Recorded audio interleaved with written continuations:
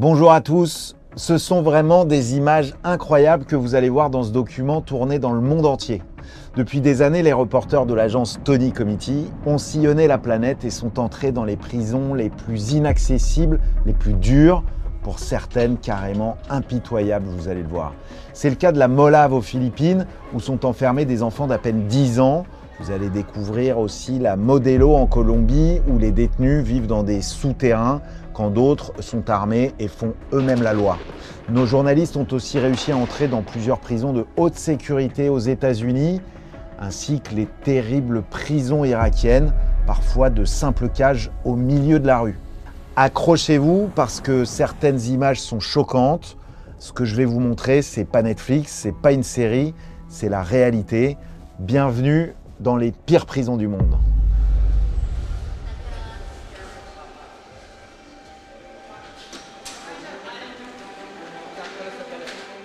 Vous urinez ici?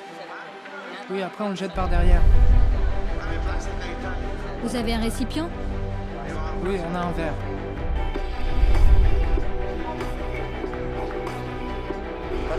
On va le film là. Envoie à l'assaut, comme ça il va te l'envoyer, on se rapproche. Vas-y. Il y a des gens qui dorment là-haut? Oui, partout. Dans les hamacs, par terre, en haut.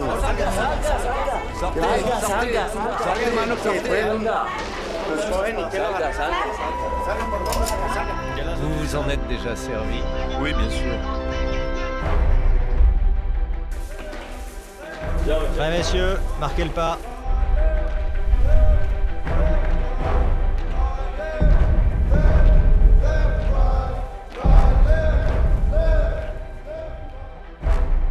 Il y a combien de temps que vous n'avez pas vu d'arbre? En 1998, il y a 8 ans, j'ai vu un arbre.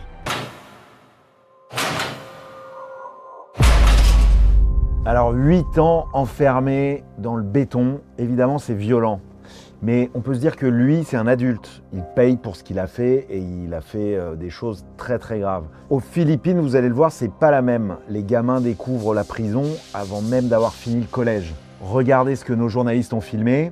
C'est la Molave à Quezon City. Là-bas, certains ont à peine 10 ans et ils sont enfermés comme des chiens et vraiment, je pèse mes mots. Ils grandissent dans un endroit où ils n'ont même pas la place de s'allonger pour dormir dans des odeurs d'urine et dans des conditions effroyables. Alors je vous demande, quand ton enfance c'est ça, tu deviens qui après? Tu repars avec quoi derrière?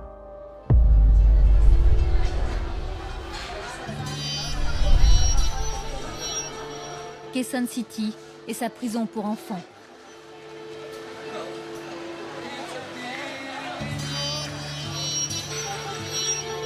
Aujourd'hui, il y a dans la prison 168 garçons et 11 filles. Les filles sont à part.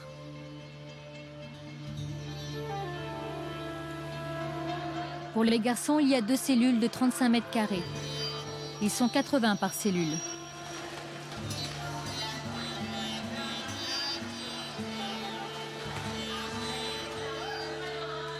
Mickey vient d'être expédié par un commissariat de la ville. Mickey a 15 ans. On m'a accusé de vol et d'homicide. Il y a des voleurs qui sont entrés dans un magasin. Ils ont fait un hold-up. Il y a eu un meurtre et on m'a accusé. L'un des gardiens remarque qu'il porte un tatouage. Ce tatouage, c'est Sputnik, le nom d'un gang de la ville. Ceux qui font partie de ce gang portent tous ce tatouage. Mais dans la ville de Quezon City, porter un tatouage est interdit. C'est un délit. Ce tatouage me permet d'être accepté par la bande, d'avoir des amis. C'est la première fois que je vais en prison. Tu as peur? Oui, j'ai peur.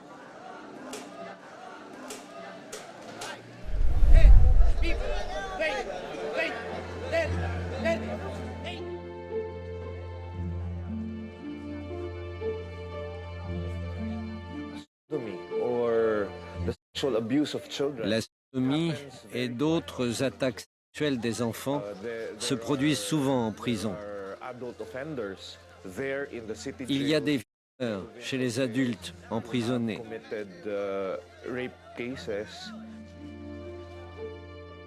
Cela vous paraît normal que ces enfants soient avec vous dans la prison? Non, Non, c'est pas normal que des enfants comme ça, aussi jeunes, ils ont 10 ans, ils devraient être à la maison. Si vous pouvez leur donner la liberté, faites-le. Aidez-les à partir.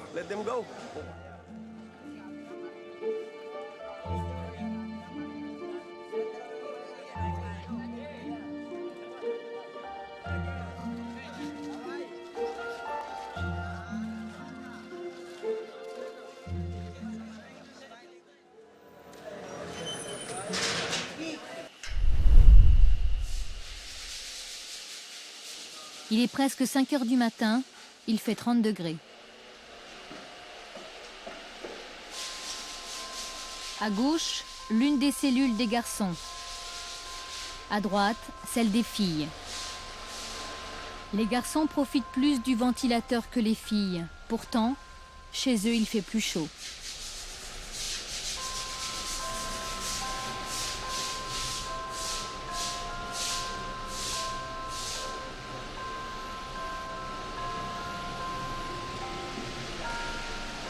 Autour du mitard, un employé tente d'évacuer les traces d'urine.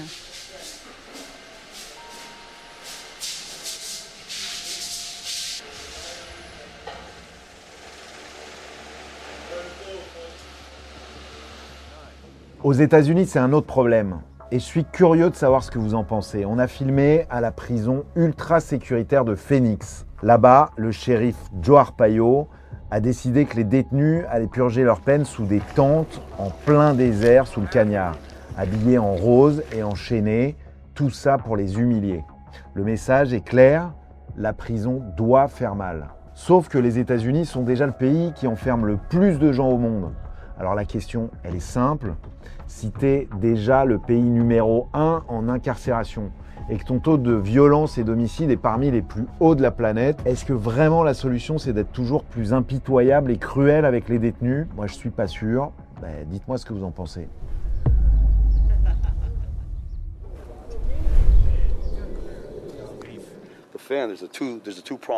On a juste un ventilateur à l'intérieur. Mais malheureusement, quand il fait 50 degrés, ça vous souffle de l'air chaud. Ça ne sert à rien. C'est mieux de l'éteindre finalement. C'est comme si on pointait sur vous un sèche-cheveux.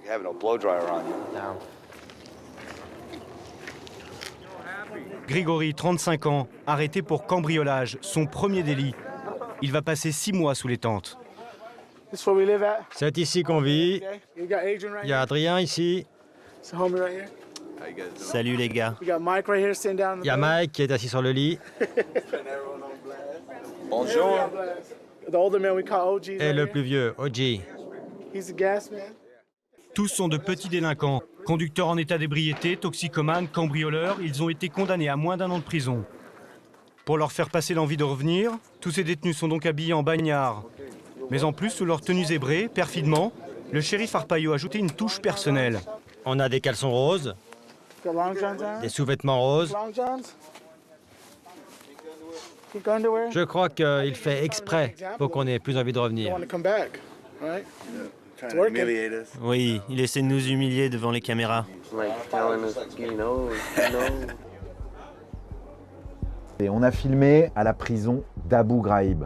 Elle a été, vous vous en rappelez sûrement, au centre d'un scandale planétaire, cette prison. Après la révélation d'images, de vidéos montrant des soldats américains en train de torturer et d'abuser de leurs prisonniers. Cette prison, vous allez le voir, elle existe encore et c'est la première fois qu'elle s'ouvre à une caméra depuis qu'elle a été fermée. En 2006, ce djihadiste a été recruté et formé derrière les murs d'une autre prison irakienne. La prison d'Abu Ghraib, à l'époque, aux mains de l'armée américaine. D'après le condamné à mort, c'est ici qu'est née une partie de la stratégie de ce qui allait devenir la plus grande organisation terroriste du monde.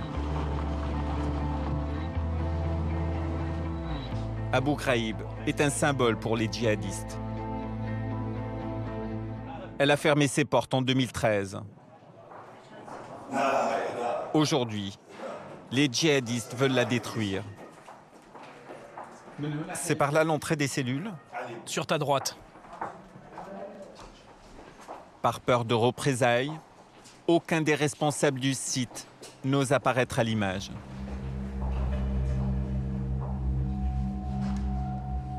Je suis prié de faire la visite, seul.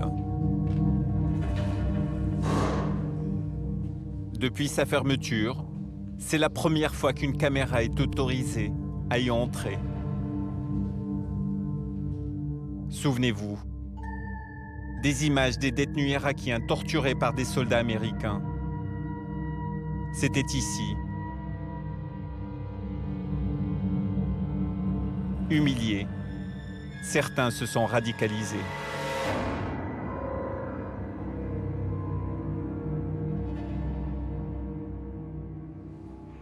À l'intérieur, rien n'a changé.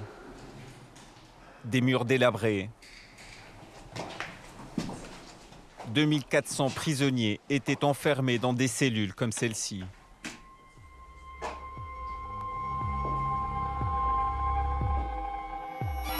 Avec comme seul passe-temps, des livres, aujourd'hui poussiéreux. La seule lecture qu'ils s'autorisaient était le Coran, le livre sacré des musulmans.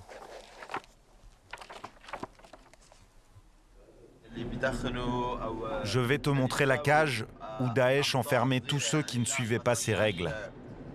Et cela sous les yeux de la population.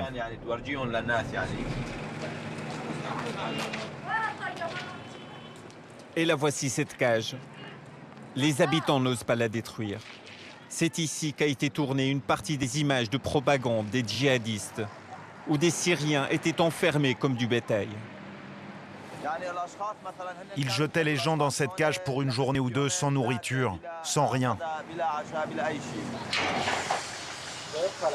Ils cadenassaient cette porte.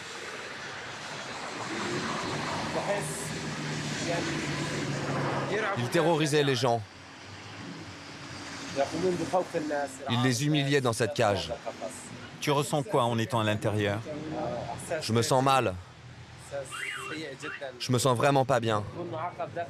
Vous imaginez être là devant tout le monde? Qui mérite ça? Être puni aussi sauvagement? Changement de continent et changement radical d'ambiance. Là, on est en Colombie, dans la ville de Carthagène. C'est la prison pour femmes de San Diego. Bien sûr, on est loin de Bagdad et de ses tôles d'un autre temps, mais c'est quand même très dur. Elles sont 120 femmes entassées les unes sur les autres dans une cellule minuscule avec une seule salle de bain pour 120 femmes, vous imaginez. Vous allez le voir, Katrina, elle a 26 ans, c'est la seule européenne et elle en bave depuis qu'elle a été arrêtée pour trafic de cocaïne.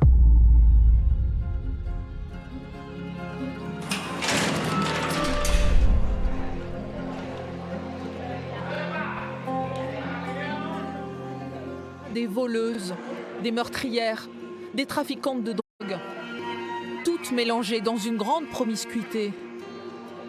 Au milieu de cette cour des miracles, un sourire sous des cheveux blonds, celui de Katrina, 26 ans, la seule européenne incarcérée ici. Dans cette prison, en ce moment, je pense qu'on est presque 120.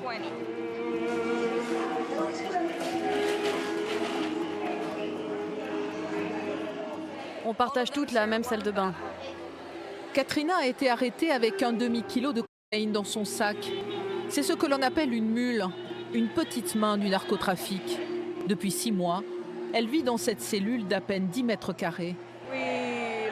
On vit ici à 13.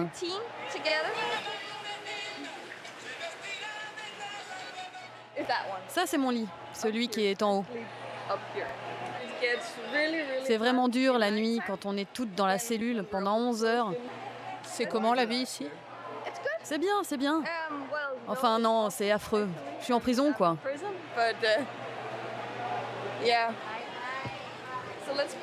Venez, on va dehors. Vous vous sentez en sécurité? Je me sens en sécurité avec les filles de ma cellule, parce que personne ne vole, ne se drogue et personne ne se bat. Et c'est le cas dans les autres cellules? Oui. Ça, c'est notre cour. Les filles passent les 3/4 de leur temps là, assises à l'ombre.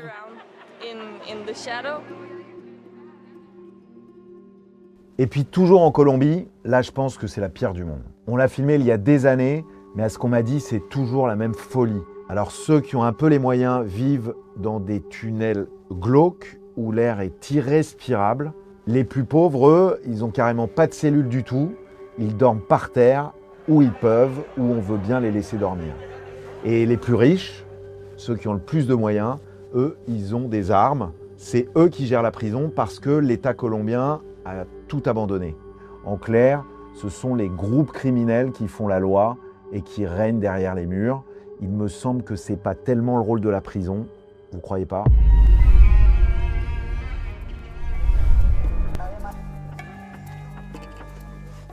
Lorsque l'on est moyennement riche, on peut s'offrir un tunnel.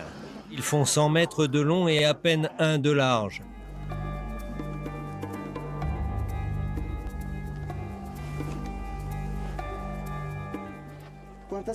Combien de gens vivent ici? Je ne sais pas, il faut demander aux responsables.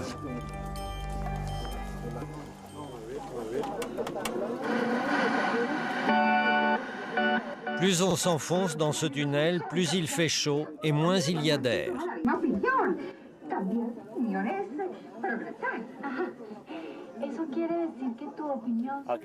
Ici, on paye un loyer. Combien est-ce? 2 € par semaine. Ici, c'est l'endroit le plus large du tunnel. Il n'y a plus d'air. La seule sortie, c'est par où on est venu. Il fait plus chaud ici qu'à l'entrée et l'air ne circule plus.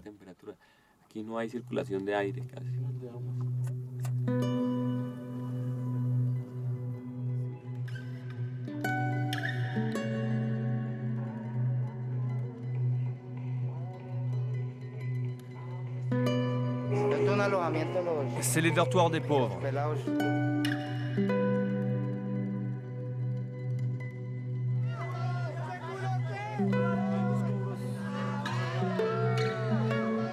Des bidonvilles se sont créés un peu partout. En général, une cabane abrite 5 ou 6 prisonniers.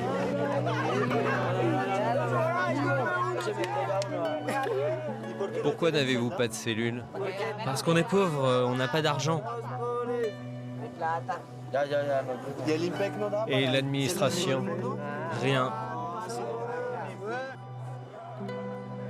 On voit bien la surpopulation de la prison. Les gens que vous voyez par terre le jour, c'est qu'ils y passent aussi la nuit.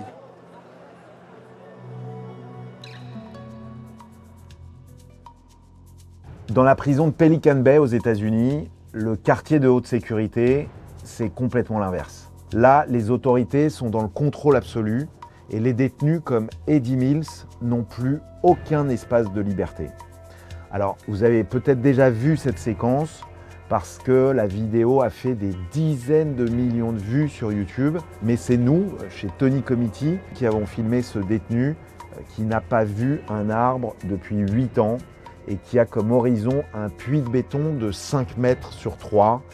Alors pas besoin d'être psy pour comprendre que vivre dans ces conditions, ça rend complètement fou. Alors je vous demande, est-ce que c'est le rôle de la prison de rendre encore plus fous les criminels, ou est-ce que ça vous paraît utile d'abîmer encore et encore un détenu qu'un jour on remettra en liberté? Un puits de béton de 5 mètres sur 3. Voici à quoi ressemble la cour de promenade d'Eddie Mills, matricule C30008 de la prison de Pelican Bay. Il y a combien de temps que vous n'avez pas vu d'arbre? Un arbre? La dernière fois que je suis allé au tribunal en 1998, il y a 8 ans, j'ai vu un arbre. C'était pendant le trajet en fourgon. Chaque jour, pendant 1 heure, c'est ici qu'Eddie Mills est autorisé à se dégourdir les jambes. Car ce détenu est puni. Il est soumis au régime le plus extrême du système carcéral américain, Supermax, le quartier de haute sécurité, version Yankee.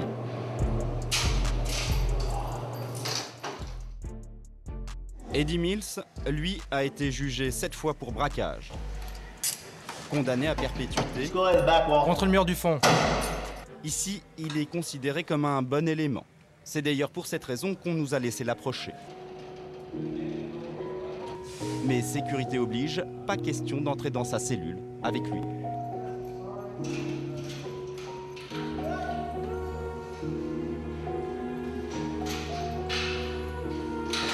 Je pense que la chose qui me manque le plus, c'est le contact humain. Se promener, plaisanter, jouer, serrer la main des autres détenus. Ça me manque. En prison, Eddie a aggravé son cas. Membre d'un gang néo-nazi, il a poignardé un autre détenu. C'est pour cela qu'il a été placé dans le quartier de haute sécurité. C'était il y a 11 ans. Toutes ces années d'enfermement, j'ai vu des types péter les plombs, craquer psychologiquement.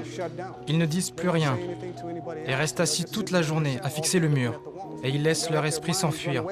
Si on se laisse glisser, c'est ce qui risque de nous arriver à tous. Condamnés à de longues peines, voire à la perpétuité, ils ont très peu d'espoir de retrouver un jour la liberté. À Pelican Bay, la vie est rythmée par les affrontements entre gangs rivaux. Émeute raciale. Tentative de meurtre au poignard en pleine cour de promenade. Règlement de compte. Depuis la création de la prison, 18 détenus sont morts assassinés. 5 ont été abattus par des gardiens. La violence, vous vous en doutez, elle éclate souvent aussi à la Modelo en Colombie. Normal, vous me direz, ce sont les guerrilleros, et ils sont 200, qui contrôlent les bâtiments et font la loi sur toute la prison. Ils sont armés jusqu'aux dents.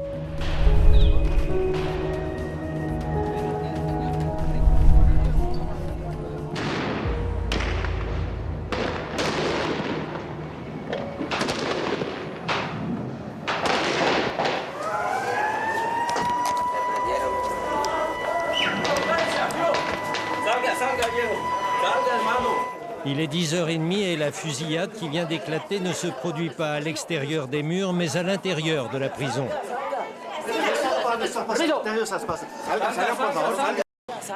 Sortez, sortez.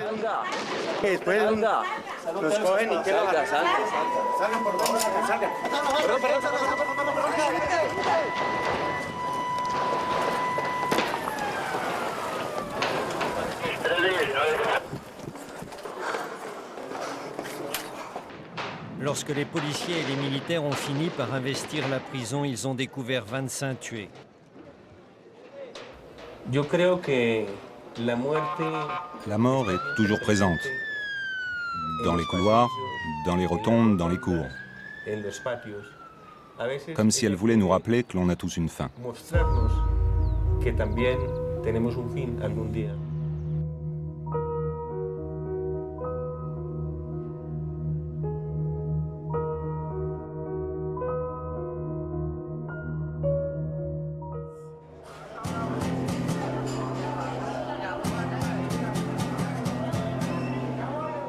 Ceux qui tiennent les grilles, ce sont ces hommes, 200 guérilleros, détenus, mais armés, qui contrôlent les bâtiments et qui surveillent les autres prisonniers.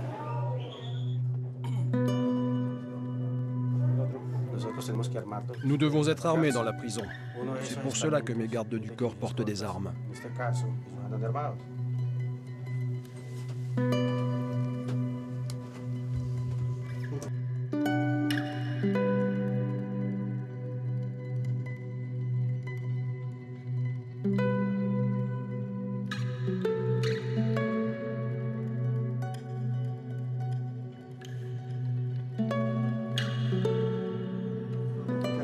Mais vous êtes prêts à vous battre? Oui. Nous devons toujours être prêts à faire la guerre, où que l'on se trouve, dans les prisons ou en dehors. L'État nous prive de notre liberté, c'est notre seul moyen pour survivre.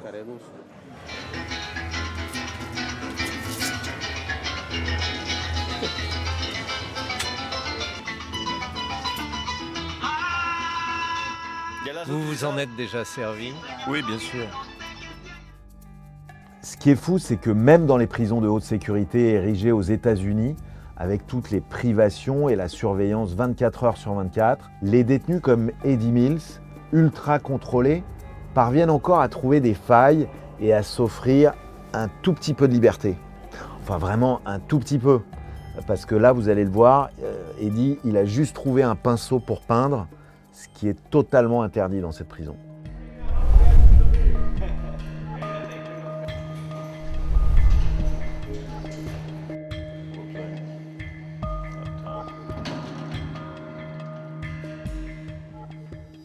L'administration autorise télévision, stylo et quelques livres.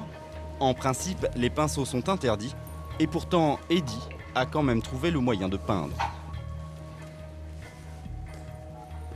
On dirait qu'il a trouvé une plume dans la cour. Il s'en sert peut-être pour dessiner les petits détails. Mais c'est un objet interdit, on va lui confisquer. Cette plume peut être trempée dans des sécrétions humaines et lancée à travers la porte, et frapper un gardien ou un co-détenu. 85% des détenus ici ont l'hépatite C. Je ne veux pas rentrer chez moi après avoir été frappé par une plume infectée et risquer de contaminer ma famille.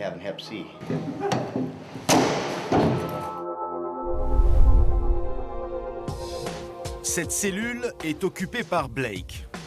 À 33 ans, le détenu a déjà fait 10 ans de prison.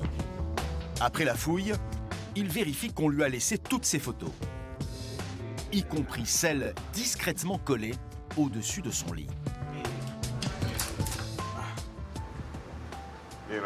J'essaye de garder ces photos un peu discrètement, car si elles sont trop visibles, ils vont me les prendre et ils ne me les rendront pas. Blake n'est pas un ange. Il a été condamné pour vol à main armée en 2009. Je n'ai pas de vrai stylo. Vous voyez, c'est un stylo mou. Je ne peux pas creuser, je ne peux pas blesser quelqu'un non plus. On n'a pas de vraie brosse à dents aussi. On m'a donné que ça, vous voyez? Elle est toute petite. Donc on ne peut pas fabriquer d'armes avec. Ici, je ne peux pas aller dans les autres blocs. Si j'y vais, c'est considéré comme une évasion.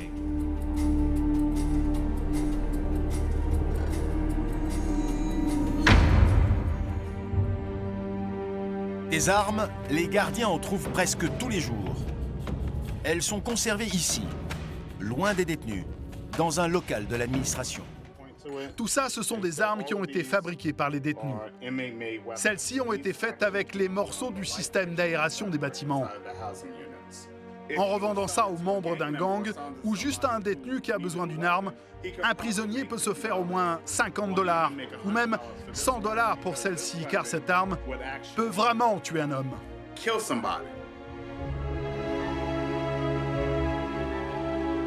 Ils fabriquent des couteaux avec du verre ou même du plastique. Ils sont malins. Ils ont choisi d'utiliser du plexiglas. Et le plexiglas ne déclenche pas le détecteur de métaux. Certaines de ces armes ont été retrouvées sur les détenus eux-mêmes, cachées dans leurs poches, dans leurs pantalons, dans leurs manteaux et même dans leur rectum.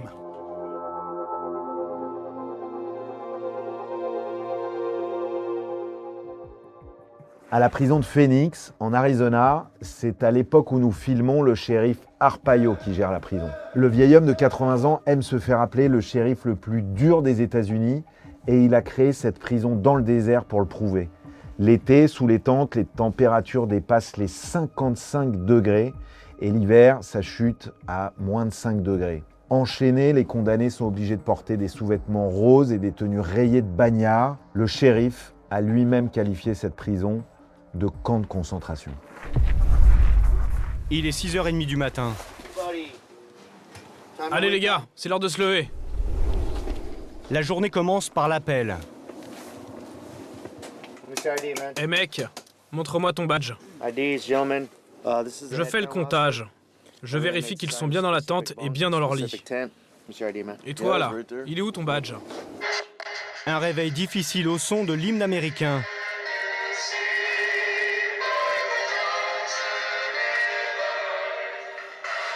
Puis pour accélérer le pas, on sonne la charge de la cavalerie.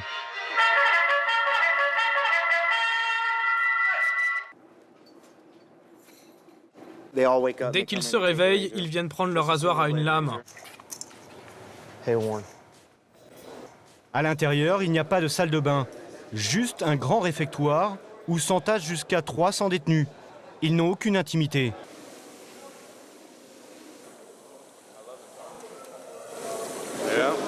Vous n'avez pas de mousse à raser? Ah non, ce serait bien trop gentil ça. Le shérif Joe Arpaio veut nous humilier, que l'on se sente misérable. Il nous traite comme des chiens ici. Joe Arpaio, le shérif du comté. À 79 ans, il aime qu'on le présente comme le shérif le plus dur des États-Unis. Son credo, la tolérance zéro. Vous faites quelque chose de mal, vous devez payer. C'est comme ça. C'est votre politique? C'est ma politique. C'est une évidence. C'est le pire endroit aux États-Unis. Hé mec, va te raser là. Vas-y tout de suite. Tu peux rien garder à part la moustache, même pas les pattes. Et toi, cache pas ton visage. Va te raser. C'est un encadrement militaire que le shérif Joe Arpaio a mis en place. Je pense que si certains de ces types avaient eu ça un peu plus tôt dans leur vie, une meilleure estime d'eux-mêmes, ils n'en seraient pas là.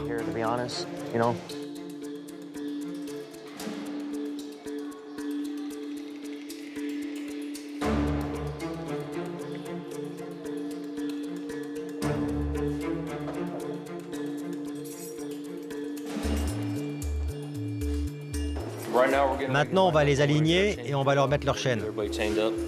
Ils se sont battus entre eux ou ont insulté un gardien. En représailles, ces prisonniers sont enchaînés.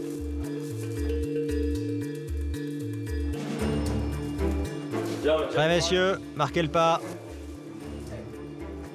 Avec leur chaîne aux pieds, ils doivent marcher en cadence. Préparez-vous.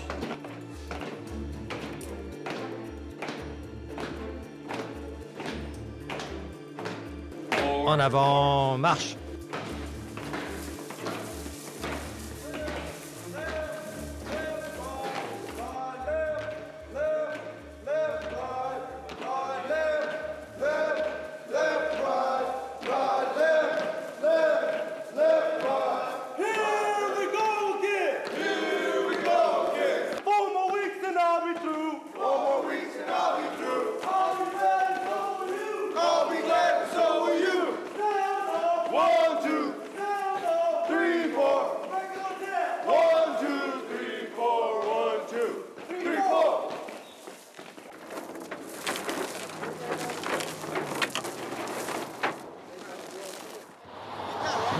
Bon, allez vous enlever les mauvaises herbes et vous les mettez dans les sacs.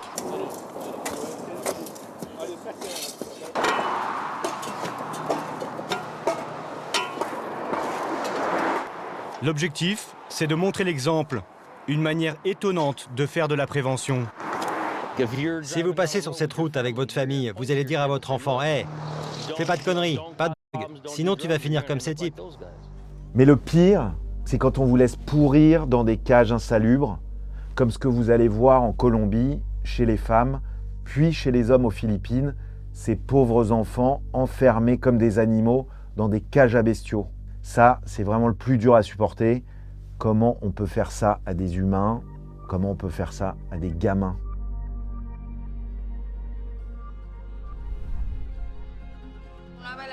Elle a essayé de voler la drogue de ma copine. Elle est punie, elle est au mitard. Vous restez 5 jours? Oui, on est enfermés. Vous êtes 2 ici? Ouais. On va rester enfermés là-dedans 5 jours. Vous sentez comme ça pue? Ça, c'est notre mitard. Nous y enfermons les gens pour les délits commis dans les cours. Les insultes, les vols, les dettes. S'il vous plaît, il faudrait arranger mon problème. Il faut me laisser sortir. Dimanche, c'est la visite. Cela fait 15 jours que je ne suis pas sorti. Il faut que je me lave pour la visite. Laissez-moi sortir. Ok, je vais arranger ça. Lorsque nous y sommes entrés, il y avait une 50aine de prisonniers emprisonnés dans le tunnel. Il y a des gens qui dorment là-haut? Oui, partout. Dans les hamacs, par terre, en haut.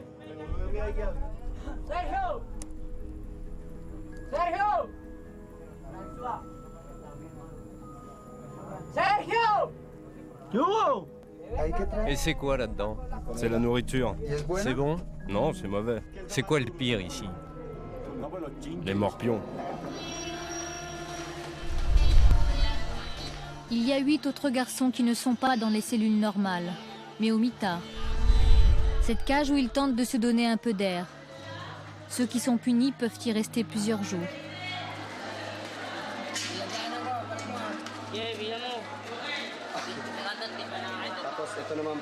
Lui, il est au purgatoire, parce qu'il a frappé des plus petits. Mais il va être libéré tout à l'heure.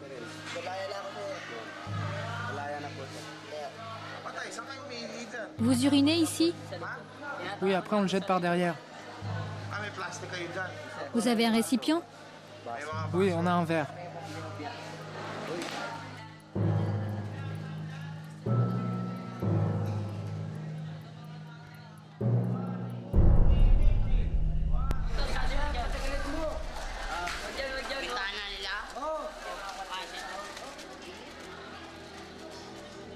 En France, bien sûr, on est loin de ces cas extrêmes.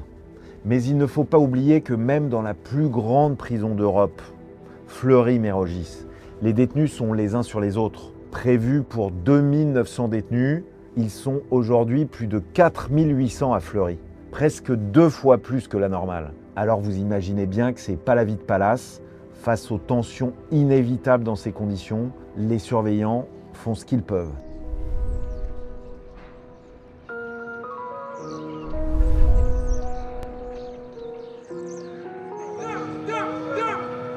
Fleury, prison pourri! Il se cache de la haine derrière nos sourires! On vous fait! La justice, on vous fait! L'administration ou la nique! Derrière une fenêtre, c'est facile. Face à face, ça sera peut-être un tout petit peu plus compliqué. Nadine Piquet dirige la maison d'arrêt de Fleury-Mérogis. Tu veux quoi? La plus grande prison d'Europe. 4000 détenus. Un paquebot.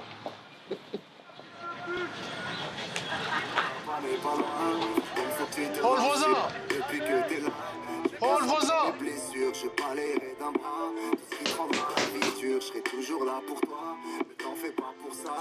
Oh le voisin! Eh, s'il te plaît, juste baisse un peu, s'il te plaît. Eh, dans même pas une heure, je sors en promenade, après tu peux mettre.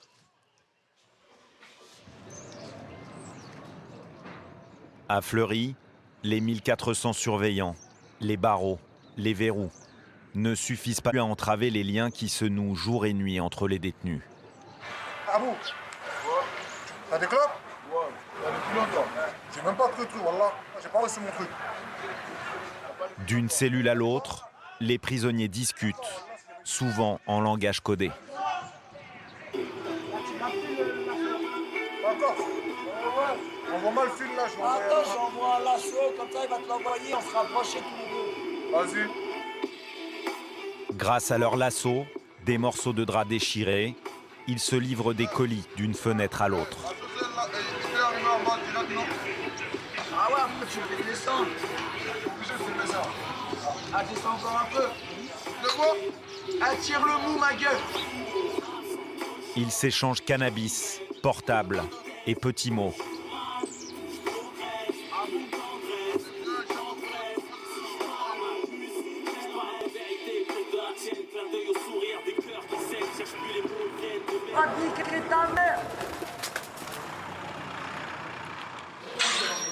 L'administration pénitentiaire fait ce qu'elle peut pour tenter de limiter le phénomène. Des fouilles sont organisées quotidiennement dans des cellules, au hasard.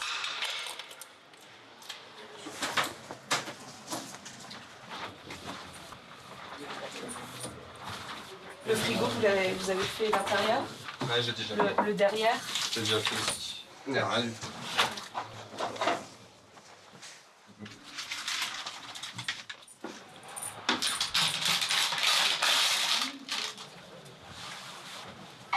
Alors vous avez trouvé quoi pour l'instant? Carte d'alimentation trafiquée. Et vous n'avez pas trouvé de téléphone? Pas encore. Ça vous l'ouvrirez quand j'ai pas mes gants. Dans cette radio se cache un objet interdit et pourtant très répandu en prison. Impeccable. C'est un iPhone impec. Ils vont avoir une sanction disciplinaire et un retrait de leur remise de paie. En Colombie, depuis le début, on vous a dépeint un tableau très sombre de la prison de Bogota. C'est mérité, mais il y a quand même du positif. Comme dans une petite ville, la prison a sa grande place avec tout un tas de commerces et de restaurants de diverses spécialités italiennes, turques, il y a même un boulanger. Alors ça, c'est quand les détenus ont de l'argent, parce que sinon, c'est la cantine, un repas par jour, et comme dit l'un des détenus, il faut vraiment avoir faim.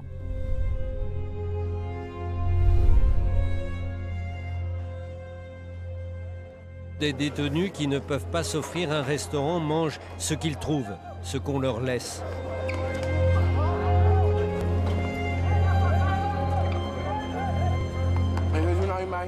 Ça, c'est une image de l'archange Saint-Michel. Vous n'avez rien d'autre pour manger? Non, monsieur. L'administration pénitentiaire prend en charge un repas par jour, à 11 heures. Pour y aller, il faut avoir faim, très faim. N'y viennent que les plus indigents.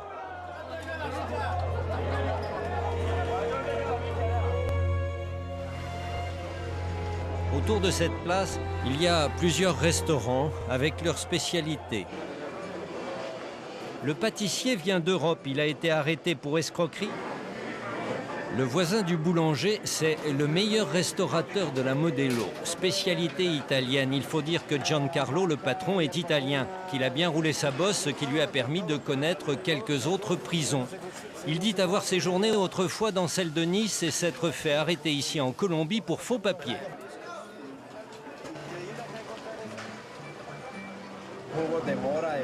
Des jus de fraises, de mûres, de bananes, de pommes et d'ananas.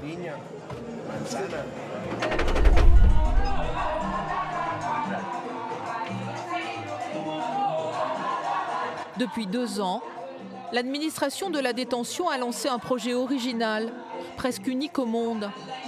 Elle a ouvert un restaurant à l'intérieur de la prison. Seuls les détenus modèles ont le droit d'y travailler. Elles sont 7 en cuisine. Katrina est au service.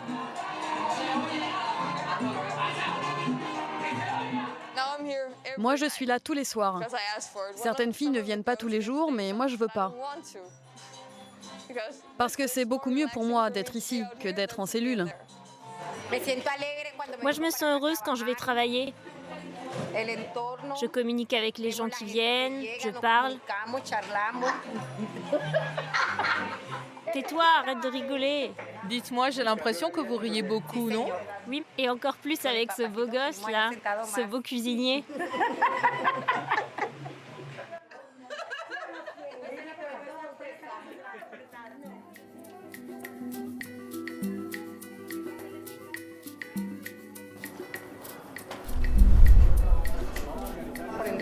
Ça, c'est un magasin d'électroménager. Il y a 35 artisans et commerçants.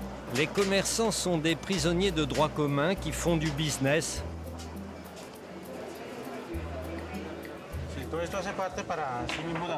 Tous ces commerces, c'est pour la survie des détenus.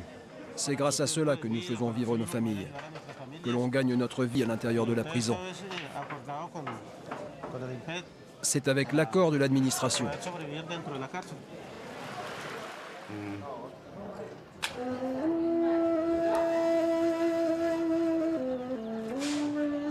Le dimanche, c'est le jour des visites.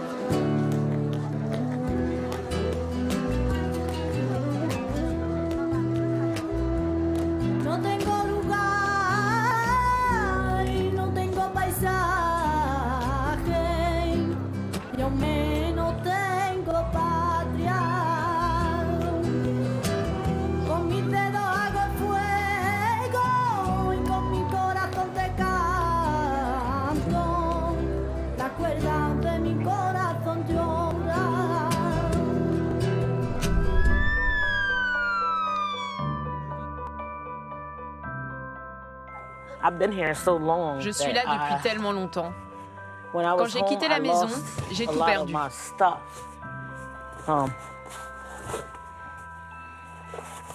Alors ici, j'ai fait cet album pour elle. Et un jour, je lui donnerai. Ça, c'est une photo d'elle et moi quand elle était petite. Elle me ressemble, hein?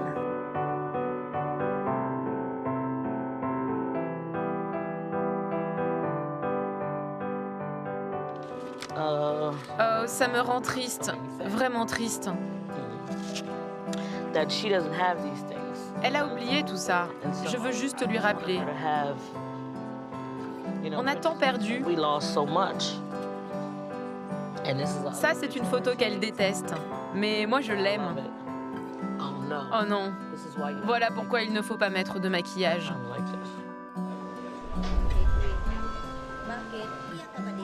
Pourquoi tu pleures? Parce que je veux sortir d'ici. Comment vois-tu ton avenir? Rien, je ne pense à rien. Je n'ai pas de projet pour après.